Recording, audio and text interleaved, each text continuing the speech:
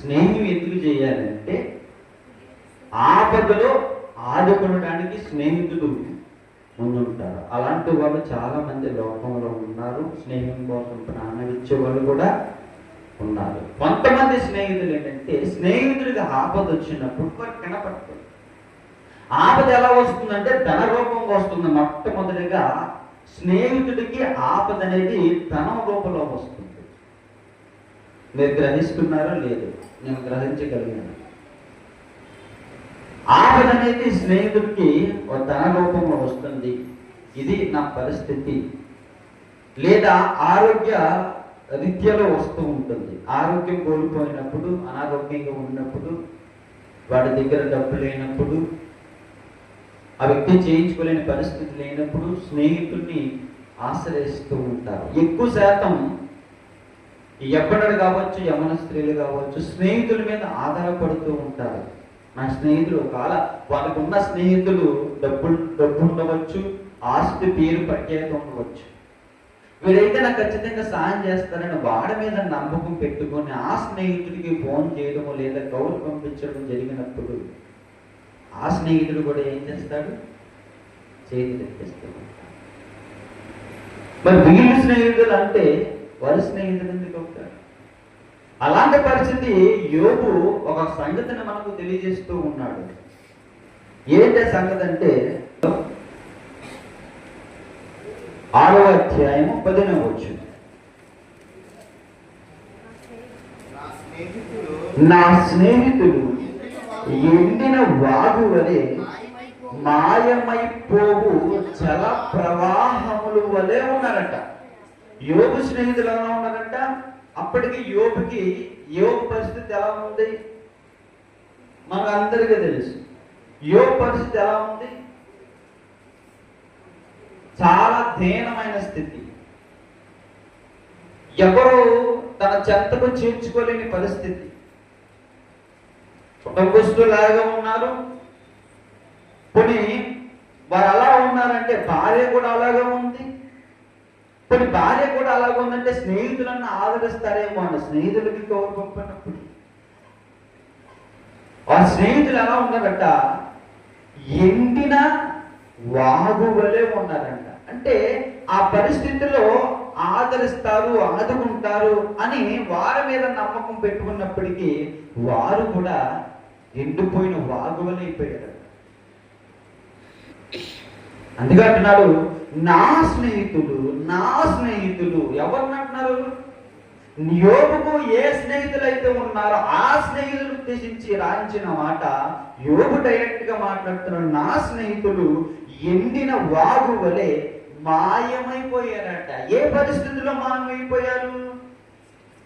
దుర్దశలో ఉన్నాడు ఆయన. దుర్దశలో ఉన్న ఈ యోబుని పట్టించుకోవలసిన స్నేహితులు మాయమైపోయారు. మరి ఇలాంటి స్నేహితుల్లో ఇలాంటి వారితో కూడా మనం స్నేహం చేయొచ్చా? దుర్దశలో మాయమైపోయే స్నేహితులు మనకెందుకండి? దుర్దశలో మనకు స్నేహంగా ఉండే వ్యక్తి ఒక ఆయన ఉన్నాడు, మనకు అర్థం కావాలి. ఏ పరిస్థితుల్లో అయినా మనతో స్నేహం చేయడానికి ఒక ఆయన ఉన్నాడు, మనకు అర్థం కావాలి. ముందు యోబుకు జరిగిన సంఘటన మనం ఆలోచిస్తే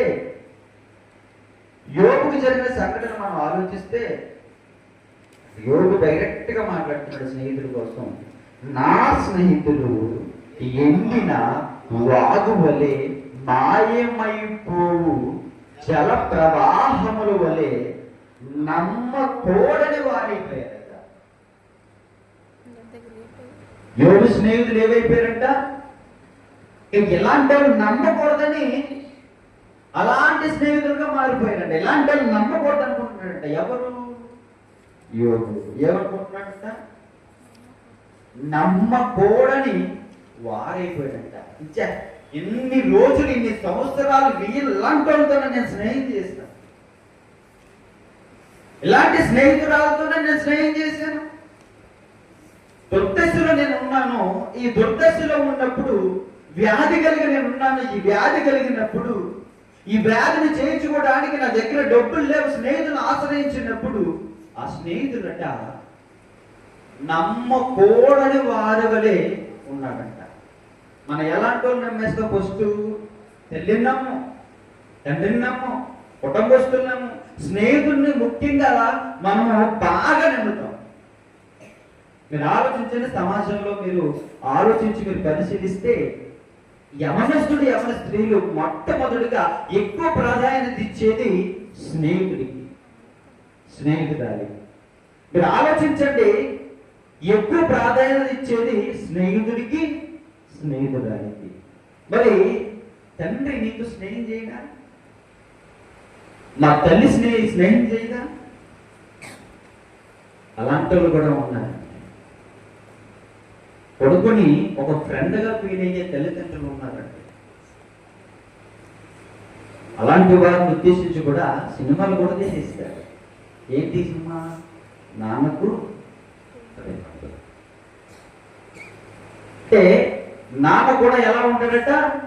ఒక స్నేహితుడిగా ఉంటాడంట. స్నేహితుడిగా ఉండొచ్చు కూడా, అమ్మ కూడా ఉండొచ్చు. మరి అమ్మ కూడా ఉండాలి, నాన్న కూడా ఉండాలి అని మనం అనుకున్నప్పుడు మరి మనం ఎందుకు ఉండకూడదని మనకి ఎందుకు ఆలోచన రావడం లేదు? ఇక్కడ నుంచి మొదటి నుంచి చివరి వరకు స్నేహితుడికి అన్ని చెప్పేస్తాడు. మీకు బాగా అర్థం అవ్వాలి. ఈమెం చేస్తుంది?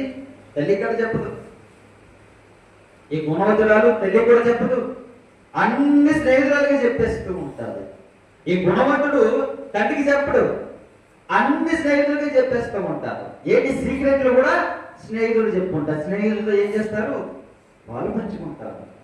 కానీ వాళ్ళు చేస్తారా? చెయ్యి. మరి ఎవరు చేస్తారు? ఇప్పుడు నీ బాధ తీరాలంటే స్నేహితుడు తీరుస్తాడా, తల్లిదండ్రులు తీరుస్తారా? తల్లిదండ్రులు తీరుస్తారండి.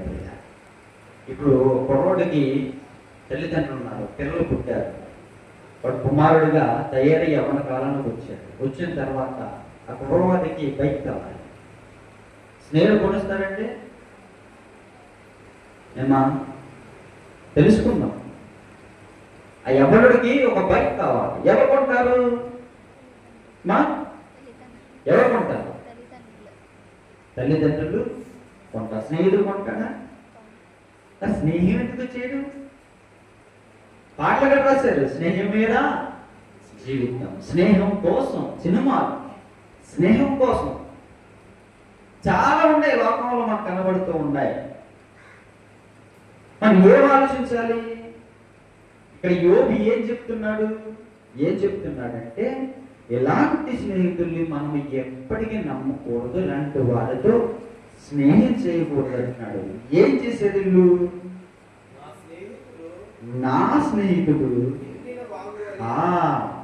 ఆపదొచ్చినప్పుడట ఎండిన వాగువలైపోయాడట, ఎండిపోయాడట, తర్వాత మాయమైపోయాడట, తర్వాత నమ్మకూడని వారైపోయాడట. ఎంత స్నేహం! మరి స్నేహం కోసం గొప్పగా చెబుతున్నారు కవితలు. కవులలో కూడా ఒక కవిత ఆ స్నేహం గురించి గొప్పగా రాస్తారు. స్నేహం కోసం కూడా చాలా మంది ప్రాణాలు ఇచ్చిన వాళ్ళు ఉన్నారు, స్నేహం కోసం కూడా నిలబడిన వాళ్ళు కూడా ఉన్నారు. మరి అలాంటి వాళ్ళు ఇప్పుడు కనబడుతున్నారంటే ఇప్పుడు లేరండి, ఇప్పుడు లేరు.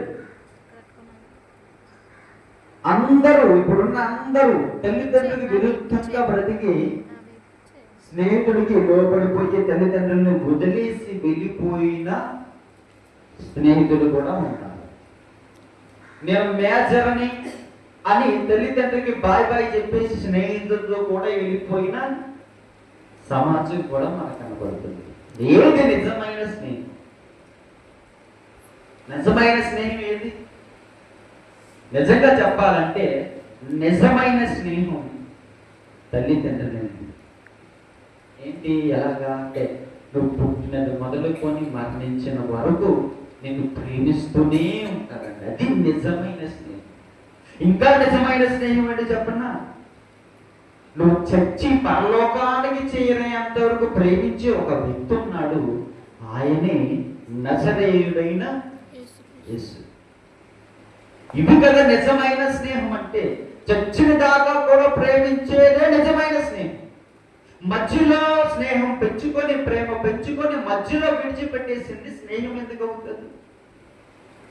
అలాంటి నమ్మొద్దు అంటున్నాడు భక్తుడైన యోబు. భక్తుడైన యోబు గారు అలాంటి ఎందుకు నమ్మొద్దు అంటున్నాడు అంటే, మధ్యలో విడిచిపెట్టేస్తారు, మధ్యలో విడనాడుతారు. ఎలాంటి స్నేహితులు? ఇదిగో యోబు చెప్పిన ఇలాంటి స్నేహితులు మధ్యలో విడిచిపెట్టేస్తారు. అలాంటి వారిని మీరు నమ్మొద్దు. నీ స్నేహం నిజమైనదిగా ఉండాలి, పరిపూర్ణమైనదిగా ఉండాలి, శాశ్వతమైనదిగా ఉండాలి.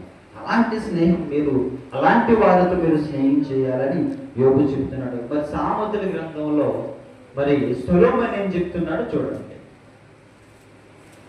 సొలొమోను ఏం చెప్తున్నాడో చూడండి, అక్కడ మనకు అర్థమవుతుంది. సామెతల గ్రంథం 17వ అధ్యాయము 17వ వచనం. నిజమైన స్నేహితుడు విడువక ప్రేమించును, దుర్దశలో అట్టివాడు సహోదరునిగా నుండును. నిజమైన స్నేహితుడు ఎలా ఉంటాడంట? దుర్దశలో విడువడంట, ప్రేమిస్తూనే ఉంటాడట. అంటే ఇక్కడ మనకి ఇంకోటి అర్థం కావాలి, ఇంకోటి అర్థం కావాలి. ఏంటి అది? నిజమైన స్నేహితుడు అన్నాడు అంటే దీనికి ఆపోజిట్ ఏం కనబడుతుంది? అర్థమవుతుందా మీకు? మీకు అందరికీ స్నేహితులు ఉన్నారు కాబట్టి చూసుకోండి, ఎలాంటి వాళ్ళు మీకు కూడా తగులుతూ ఉంటారు, చూసుకోండి ఒకసారి. నిజమైన స్నేహితుడికి ఆపోజిట్ ఏముంది? నిజము కాని స్నేహితులు కూడా మనతో ఏం చేస్తారు? స్నేహితులుగా ఉంటారు. అది యోబు జీవితంలో మనం చూసాం. నిజము కాని స్నేహితుడు వారు ఎలాంటి వారు? నిజమైన స్నేహితులు అయితే యోబుని ఆదుకోవాలి. అక్కడ రూల్కి అయితే మీకు అర్థమవుతుందా? నిజమైన స్నేహితులు అయితే యోబుని ఏం చేయాలి? ఆదరించాలి, ప్రేమించాలి, ఆదుకోవాలి. మరి యోబు జీవితంలో, యోబు స్నేహితుల్లో అది జరిగిందా?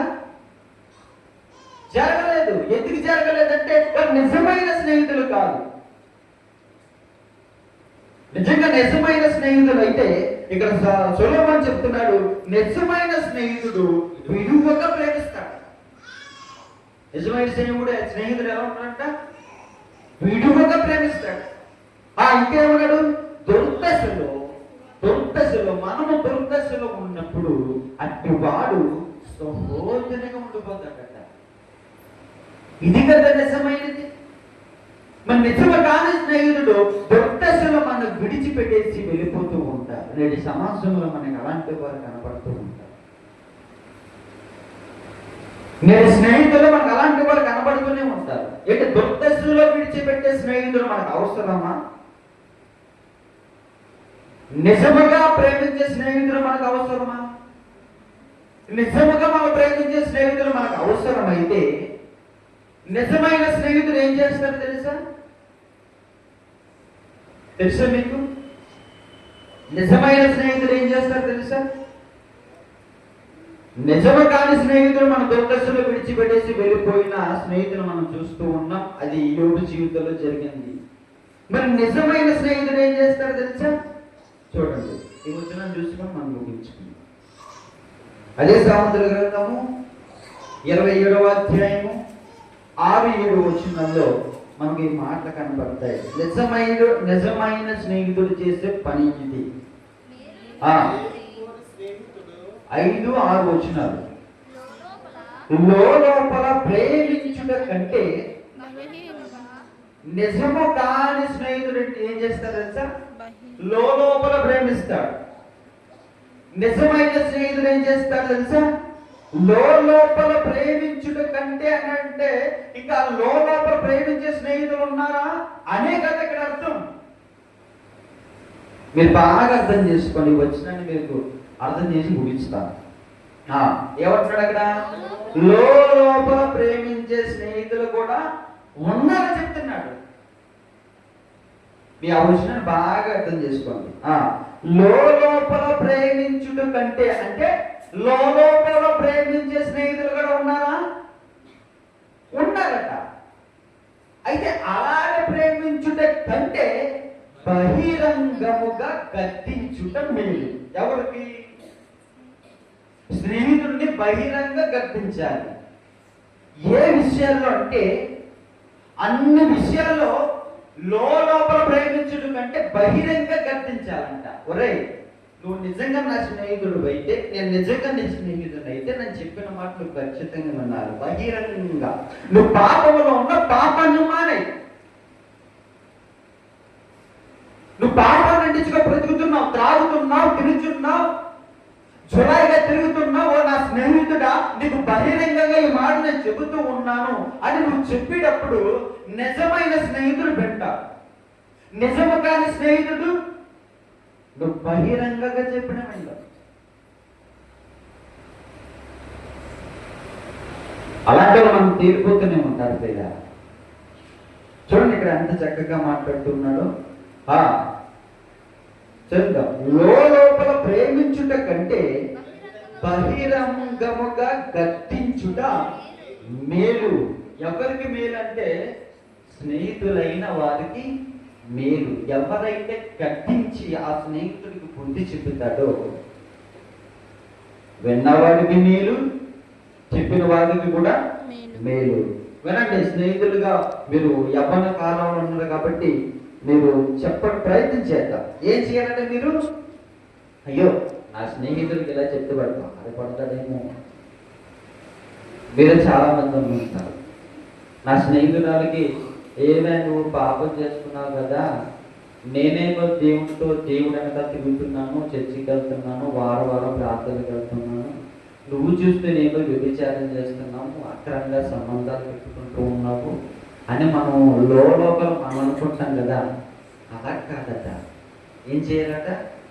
బహిరంగంగా చెప్పాలట. ఏంటి? నువ్వు పాపం చేస్తున్నావు,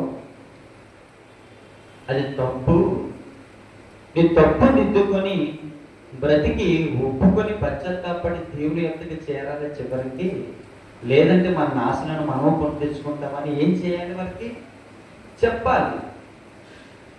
మనం ఏం చేస్తామంటే వాళ్ళు బాధపడతారేమో అని చెప్పకపోవడం కూడా తప్పే. మేలు పోతుంది అక్కడ. మీకు అర్థం అవ్వాలి. మేలు పోగొడుచుకుంటున్నాం.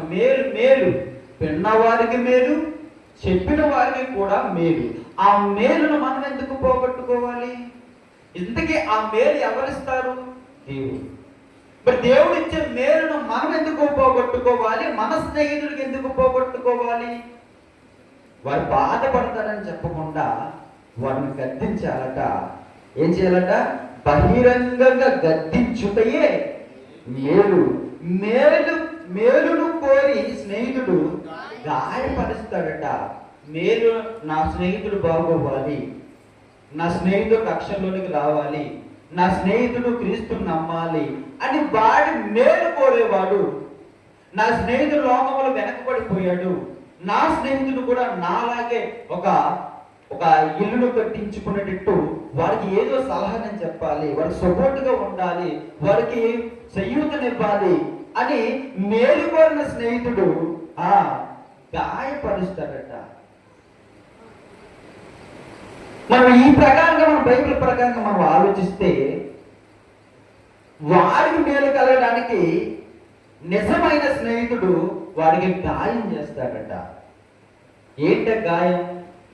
నిజంగా గాయం అంటే ప్రియులారా, నువ్వు పాపివి అని చెప్పగానే వాడు గాయపడిపడతాడు. యేసే నీ రక్షకుడు, నీ పాపానికి విమోచకుడు, నిజమైన స్నేహితుడు క్రీస్తు యేసు ప్రభు తప్ప నిజమైన స్నేహితుడు నేను కూడా కాదు అని చెప్పి వాళ్ళని గాయపరచాలి. అప్పుడు గాయపరిచి అలాంటి గాయాన్ని పొందుకున్న వాడే నిజమైన స్నేహితుడు. అందుకే ఇక్కడ మాట్లాడుతున్నాడు. ఏం మాట్లాడుతున్నాడు? మేలును కోరి స్నేహితుడు గాయములు చేయును, పగవాడు లెక్కలేని ముద్దులు పెడతాడు. ఈ పగవారిలో స్నేహితులు కూడా ఉన్నారా? 3 మంది. పగబెట్టుకున్న వాళ్ళలో స్నేహితులు కూడా ఉన్నారా? అయ్యో కోకోలండి, ఎక్కువగా పగ పెంచుకునే వాళ్ళు స్నేహితులే. ఈరోజు స్నేహితుల్లో ఏం జరుగుతుందో తెలుసా? స్నేహితులు భార్యని స్నేహితులే తీసుకెళ్ళిపోతున్నారు. ఇదెక్కడ స్నేహం నాకు అర్థం కావాలి ఇప్పుడు కదా.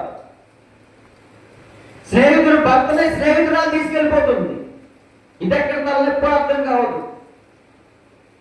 ఇవే లోకంలో ఎక్కువ జరుగుతున్నాయి. స్నేహం స్నేహం స్నేహం స్నేహం పేరుతోనే స్నేహితుల భార్యతో పోయిన వాళ్ళు మనకు కనబడుతున్నారు. స్నేహం స్నేహం స్నేహం పేరు చెప్పుకొని స్నేహితులు భర్తలతో పోయిన వాళ్ళు మనకు కనబడుతున్నారు. ఇదేంటి? ఇది స్నేహమేనా? నిజమైన స్నేహమేనది? నా స్నేహితుడు అంటే వాడిని ఇంటికి తీసుకొచ్చుకొని కడుపు నిండా భోజనం పెట్టి వారిని పరామర్శించి వారి పిల్లలు బాగున్నారా, నీ పిల్లలు బాగున్నారా, నీ భార్య బాగుందా, నీ తల్లిదండ్రులు బాగున్నారని వారు మేలు కోరి అడిగి భోజనం పెట్టి వారింటికి పంపించిన స్నేహితుల కోసం ఆలోచించినప్పుడు వాడేం చేస్తాడంటే వీడు లేనప్పుడు వెళ్ళిపోయి ఆ స్నేహితుల భార్యతో వీడు సరసమాడుతూ ఉంటాడు. ఇది నిజమైన స్నేహం? ఏది నిజమైన స్నేహం? నిజమైన స్నేహం అయితే నువ్వు ఆ తప్పుకి నువ్వు దిగజారవు.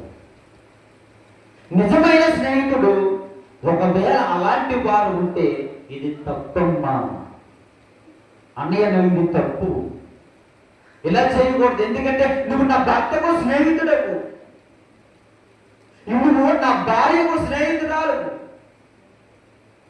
ఇది కరెక్ట్ కాదు చెల్లి అని చెప్పాలి. అది నిజమైన స్నేహం అంటే. ఈరోజు స్నేహంలో ఈ నిజాయితీ లేదు. ప్రతి ఒక్కరు స్నేహం చేసేయడమే, ప్రతి స్త్రీ స్నేహం చేసేయడమే. నిజాయితీ లేనప్పుడు ఎందుకు స్నేహం చేయడం? స్నేహమేరా జీవితం అన్నప్పుడు ఆ స్నేహం కోసం ఆలోచించే మనుషుల స్నేహితులు లేరండి. నిజమైన స్నేహితుడు ఏంటి? దయచేసి అలాంటి స్వభావము, అలాంటి ఉద్దేశము, అలాంటి ఆలోచన కలుగుంటే నువ్వు స్నేహం చేయకు. అలాంటి దిక్కుమాలు పనులు చేయడానికి మీరు స్నేహం చేయకండి. ఈ రోజు స్నేహం ఎందుకు చేస్తారో తెలుసా? నేను కళ్ళలో ఎదురుకుంటే చూశాను, నేను చెడునారా విన్నాను, కళ్ళలో చూశాను. ప్రియారా, స్నేహం ఎందుకు చేస్తాడో తెలుసా? వాడి భార్యకి వీడు తిరగడానికి వారితో స్నేహం చేస్తూ ఉన్నారు. ఇది స్నేహం. చూడండి, వాక్యం ఎక్కడి నుంచి ఎక్కడి దాకా తీసుకొచ్చేసిందో. వాస్తవాలు మనకు తెలియాలి ప్రియులారా. మీరు నిజమైన స్నేహం చెయ్యండి, చేయడంలో తప్పు కాదు, కానీ తప్పు చేయడానికి నిజమైన స్నేహాన్ని అడ్డం పెట్టుకోకండి. అలాంటి పరిస్థితుల్లో మీరు ఉండకుండా మిమ్మల్ని మీరు తగ్గించుకొని క్రీస్తుని హెచ్చించండి.